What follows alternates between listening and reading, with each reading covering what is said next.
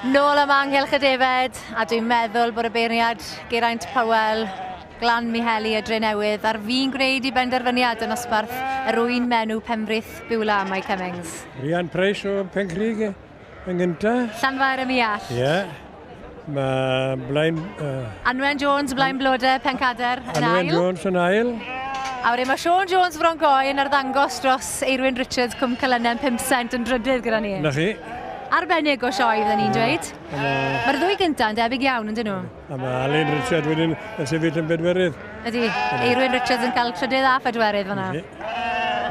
A war y teg I Pres Pencrig, nhw yn illodd y bencampwriaeth yn un y llynedd. Ie, yn Ydy iawn. llwyddiant eleni eto? Wel, mae'n disgwyl yn debyg nawr. Mae Riban Coch yn anodd iawn I ennill fan hyn yn y sioe, yn dweud? Wel, diolch o galon I chi. Na fy draw I weld Rhian a Anwen. Wel, y merched yn cyrraedd y brig fan hyn, yfe? Congratulations to you, well done you.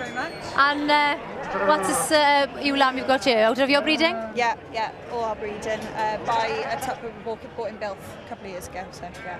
Yeah, no, really pleased. And winning the championships here last year? Yes. So looking good this year? Well, don't know, we'll see.